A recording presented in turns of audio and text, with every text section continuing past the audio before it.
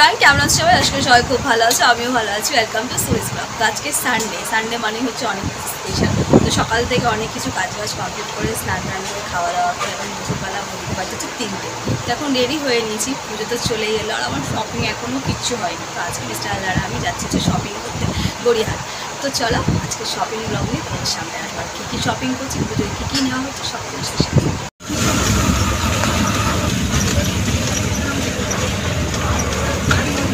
বলছে বলে আজকে আমরা গাড়ি নিয়ে বেরোইনি, মানে আজকেই শপিং করতে যাবো আর আজকেই মেসাকে আর বৃষ্টি। তো আমরা এখন চলেছি চিত্তরঞ্জনে 45-এর জন্য ওয়েট করছি, এখন আসে তারপরে।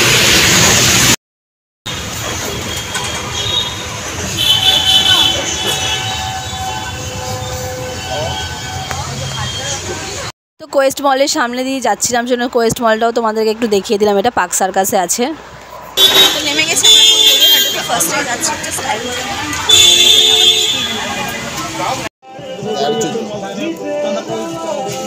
কালেকশন দেখো। তো শপিং করতে তো মজাই লাগে, বাট শপিং করার পর একটা জিনিস নাও কি দুটো জিনিস নাও, এই 15 থেকে 20 মিনিট যে লম্বা বিলের লাইনে দাঁড়াতে হয়, এটাই বিরক্তি।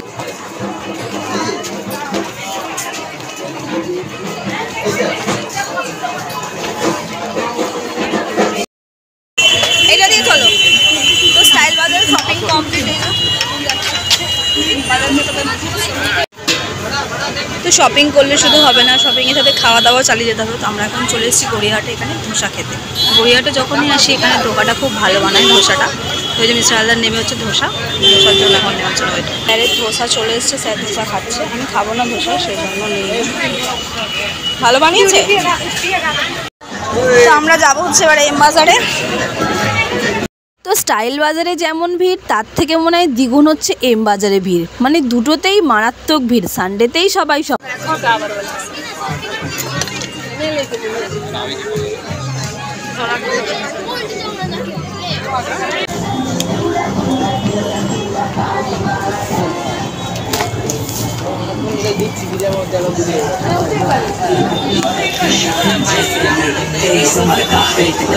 তো এম বাজারেও কেনাকাটা কমপ্লিট। তো বাবার বললো চলো বাজার কলকাতায় ঢোকার আগে গড়িয়াহাটের ফেমাস রোলের দোকানটায় কিন্তু রোল খেয়ে আসি, তারপরে বাজার কলকাতায় যাব।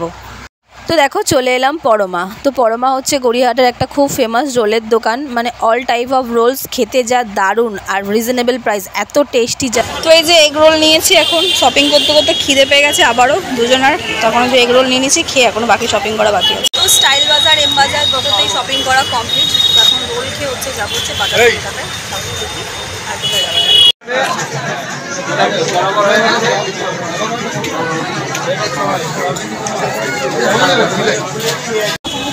তো যে শপিং করতে করতে গলা শুকিয়ে গেছে, এখন ঠান্ডা মিরিন্ডা এই গলা ভেজাতে হবে।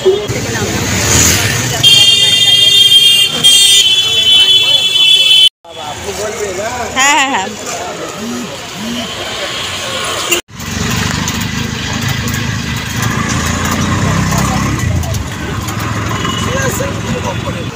তো বাড়িতে একটু আগে এলাম, মানে অনেকটাই সময় হয়ে গেছে। তো এসে ফ্রেশ হয়ে চেঞ্জ করে নিয়ে এখন জাস্ট একটু ডিনার করব আর ঘুমাবো। মানে লম্বা একটা ঘুম দিতে হবে, মানে শরীরটা এত টায়ার্ড লাগছে। তো শপিং আজকে কি করলাম তোমার সাথে আমি এখনই শেয়ার করছি না, দেখাতে পারছি না।